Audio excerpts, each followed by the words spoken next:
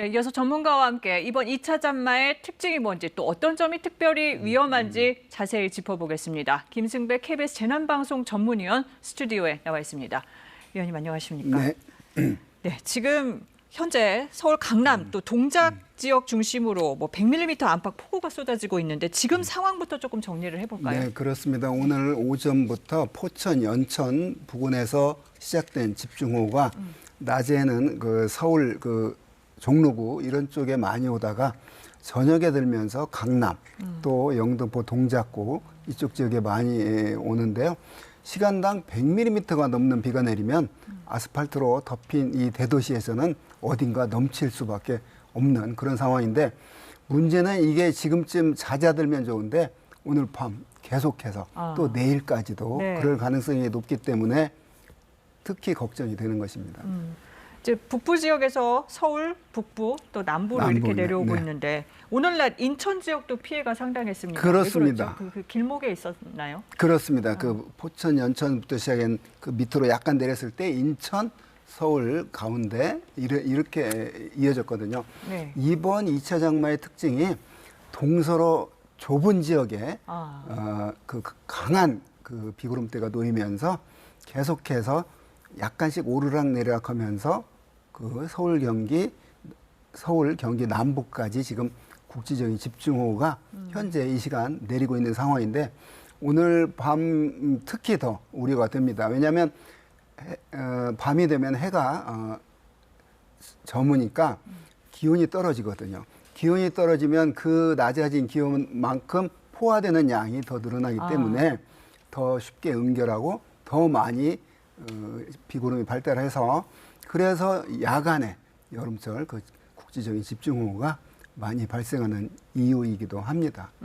그러면 지금 말씀해 주신 것처럼 경기 북부에서 서울 북부, 서울 남부 이렇게 내려오고 있는데 그러면 오늘 밤 사이에 특별히 좀 위험하다, 주의해야 한다 이런 지역 어딜까요? 네, 그러니까 약간 내려는 갈 겁니다. 어디까지 내려가냐면 경기 남부를 지나서 충청도, 북부까지 내려가는데 이게 그대로 좀 남부 내려가서 그 경상북도에 좀 비가 많이 내리면 좋겠는데 왜냐하면 거기는 지금 가뭄 이어지고 있거든요.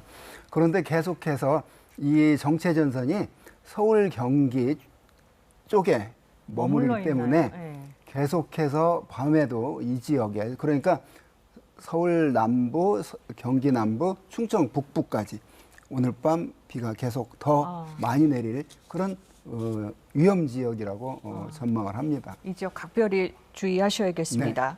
그런데 위원님 사실상 2차 장마라고 지금 봐야겠죠. 근데 예년에 비해서 조금 빠른 느낌이거든요. 그렇습니다. 왜 그럴까요?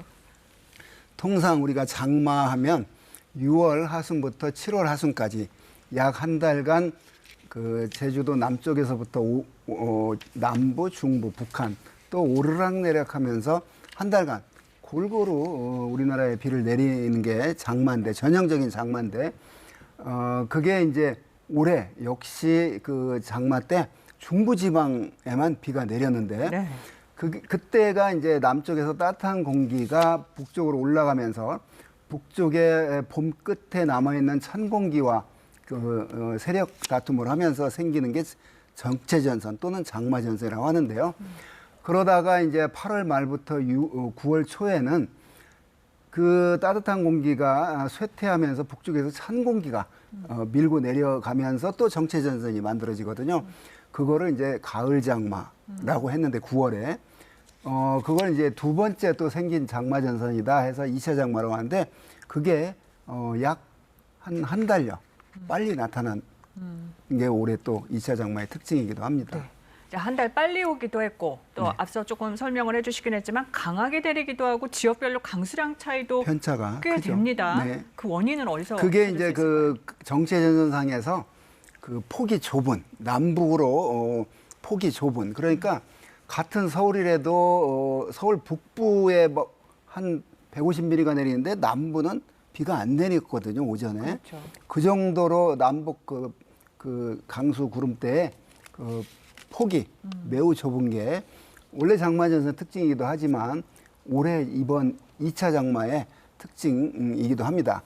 그런데 이제 2차 장마는 한 산악을 내리면 끝나는데 올해 2차 장마는 그러지 않을 것으로 보입니다. 왜냐하면 오츠계 부근에 고기압이 있으면서 서쪽에서 동쪽으로 장마전선이 이렇게 흘러가고 또다시 만들어지고 이래야 되는데 지금 이번에 형성된 장마전선이 동쪽에 막히면서 브로킹, 그러니까 서쪽에 동쪽으로 오는 공기의 순환이 원만치 않아서 막혀 있어서. 비교적 오늘이 월요일인데 이번 다음 주 월요일까지도 이 2차 장마가 이어지는 게 그 2차 장마 치고는 꽤 긴 그런 게 특징입니다. 그럼 뭐 기간이 짧지도 않고요. 네. 뭐 짧은 시간에 엄청나게 이제 집중 호우입니다. 네, 이런 네. 폭우에 가장 주의해야 할 점 짚어볼까요? 네, 이런 집중호우에 주의할 점은 이제 농촌 지역, 도시 지역 이런 게 다른데요. 농촌 지역에서는 이제 이때쯤에 곡식 벼가 익어가는데 침수 피해, 벼가 쓰러지고 이런 피해가 우려되니까 당연히 아마 농민들은 배수 관리 철저히 할 거라고 봅니다. 그리고 도시 지역에서는 지금 강남 또는 보라매 역 주변에서 보듯이 이렇게 대도시에서 많은 비가 내리면 하수구, 그러니까 하수구로 처리하는 양보다 하늘에서 떨어지는 양이 많으면 그거는 어쩔 수 없이 넘칠 수밖에 없습니다. 그건 어디가 뭐 잘못한 게 아니고 그런 게 도시에서의 집중호우의 피해인데요.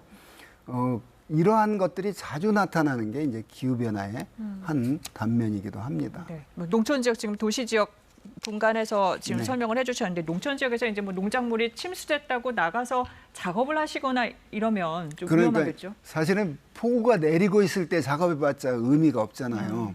그렇기 때문에 이제 이런 호우 예비특보가 내렸을 때 어제쯤부터 아마 침수가 없도록 배수를 정리를 했을 테고요. 비가 막 쏟아지는데 나가시면 또 의미가 없잖아요. 그러니까 조금 잦아들었을 때 나가서 또 논에 배수가 막힌 게 없는지 이렇게 나가봐야 되고요. 그다음에 밤에는 어두운데 또 나가면 또 위험하기도 합니다. 네.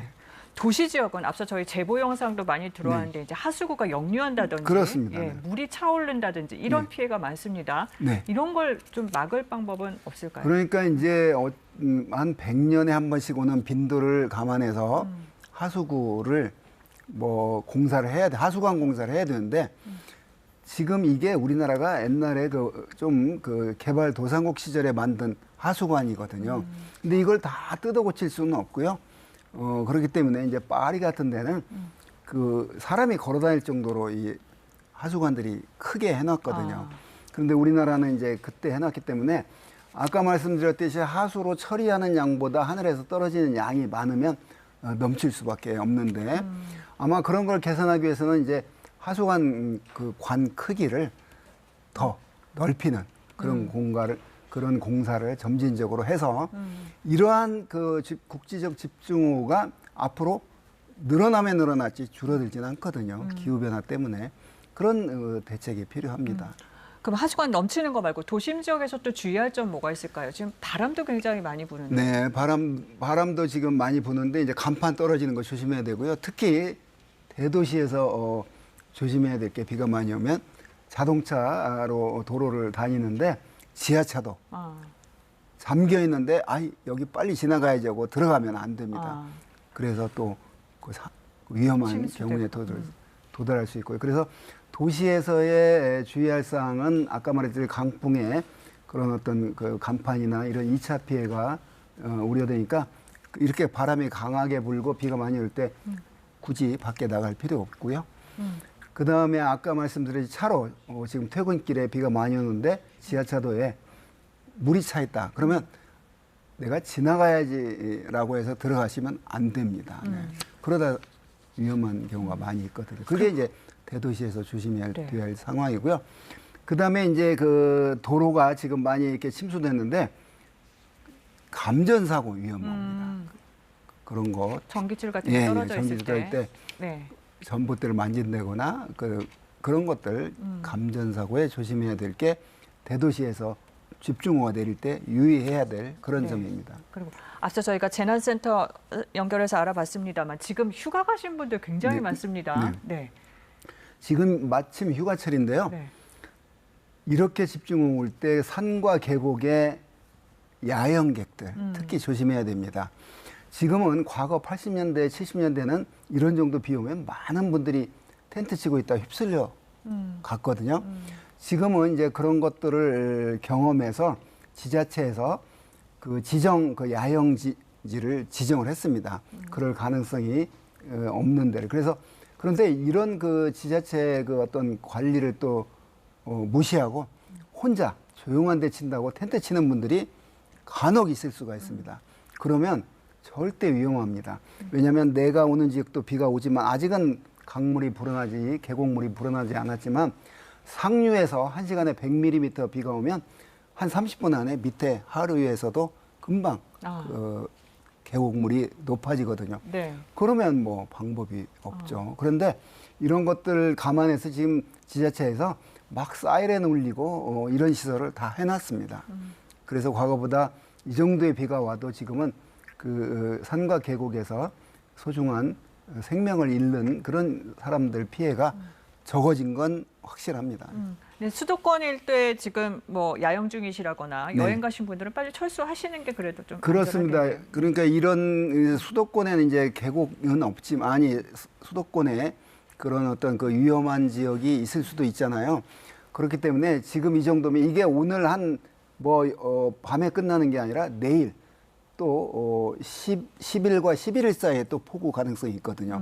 그렇기 때문에 아깝더라도 지금 비가 좀 약해졌을 때 바로 철수하는 게 현명한 판단이라고 봅니다. 네. 지금 저희 재난미디어센터에서 알려온 건데 지금 1시간에 동작구에서 130mm 넘게 비가 쏟아졌다고 해요. 서울 기준으로 했을 때 역대 최대라고 최고입니다. 하는데 네. 이유 어디서 찾을 수 있을까요? 아까 말씀드렸듯이 이번 2차 장마가 그동안 그 북태평양 고기압이 중국 서쪽까지 또 북한까지 확장하면서 우리나라 한반도를 뜨겁게 달궈놓은 상태거든요. 그런데 이러한 상태에서 북쪽에서 건조하고 찬 공기가 밀고 내려오면서 그 1차 장마와는 다른 그런 기상학적인 원인이긴 하지만 그런 때 지금 달궈진 상태에서 차고 건조한 공기가 와서 부딪히니까 더 이렇게 지금 우리가 경험하고 있듯이 더 강한 그런 그 국지적인 집중호우가 발생을 하고 있습니다. 네. 일단 여기서 정리하겠습니다. 네. 의원님 잘 들었습니다. 네.